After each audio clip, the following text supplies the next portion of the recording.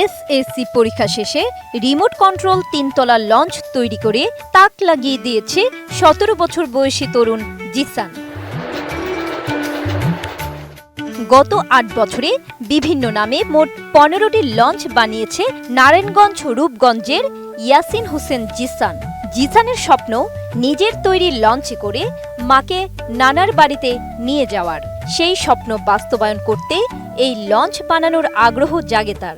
আমার নানা বাসা দাদা বাসা যেহেতু বরিশাল, সেহেতু আমার লঞ্চ দিয়ে চলাচল ছিল অনেক, তো যাতায়াত সবসময় করতাম লঞ্চ দিয়েই। তো এবং লঞ্চের প্রতি লঞ্চ দিয়ে আসা যাওয়া করতে করতে করতে করতে লঞ্চের প্রতি ভালোবাসাটাই একটু অন্যরকম।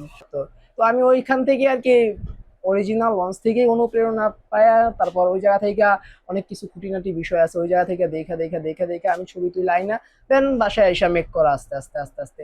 আমি আল্লাহর রহমতে এই লাইনে দীর্ঘ 8 বছর ধরে আছি। তো শুরু থেকে আমার শুরু লঞ্চ ছিল হচ্ছে এমবি মানামি।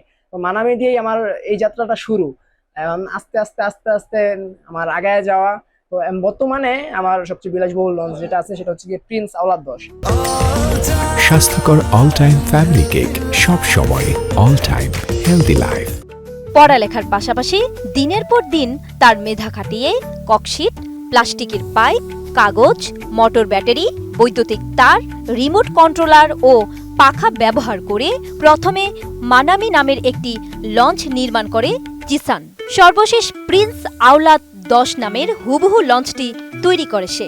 জিসানের উদ্ভাবনী ক্ষমতা দেখে আনন্দিত তার মা এবং আত্মীয় স্বজন। আমার ইচ্ছা তো ছিল এই যে ইলেকট্রনিক পলিটেকনিক্যাল সায়েন্সে ভর্তি হইলে 4 বছরের কোর্সে যে ভর্তি হয় না, এটা তো অনেক টাকার ব্যাপার। আমি এই জন্য ভর্তি মানা করছি। আমি কিছু আর্টস নিয়ে ভর্তি আইএ পাস বিএ পাস করে এলো, তারপর মাস্টার্সে অনার্সে দরকারে চাকরি করে অনার্সে যদি তোমারটা তুমি করতে পারো। লেখাপড়ার ফাঁকে ফাঁকে এই কাজটাই করতে আসি, অনেক কষ্টের মাঝেও লেখাপড়া করতে আসি, এই কাজটাও করতে আসি, শিখতে আসি। একদিন আমাদের এই জায়গায় যা চালাই দেখাইছে, আমরা দেখে তো অনেক আনন্দিত। 7 থেকে 8 বছর পর্যন্ত এটার পিছনে শ্রম দিয়া এই পর্যন্ত আল্লাহ আনছে এই লঞ্চ এই পর্যন্ত করছে, আর এই পর্যন্ত আপনাদের সামনে আলিয়া দাঁড়াইতে পারছি। আরও নতুন কিছু আবিষ্কারে জিসানকে সহযোগিতার আশ্বাস দেন রূপগঞ্জ উপজেলা নির্বাহী কর্মকর্তা। আমরা আমাদের উপজেলা প্রশাসনের পক্ষ থেকে তাকে আর্থিকভাবে আমরা সহযোগিতা করব, যাতে তার এই যে বিজ্ঞান মনস্কতা সেটাকে আরো নতুনভাবে সে নতুন কিছু আবিষ্কার করতে পারে। একই সাথে এলাকাবাসীর দাবি রয়েছে সে কলেজে ভর্তি হতে চায়, ভর্তির সমস্ত প্রক্রিয়ার সাথে আমাদের উপজেলা প্রশাসন সম্পৃক্ত থাকবে।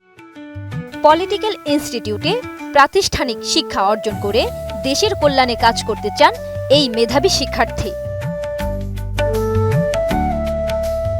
Desk report, ATN news.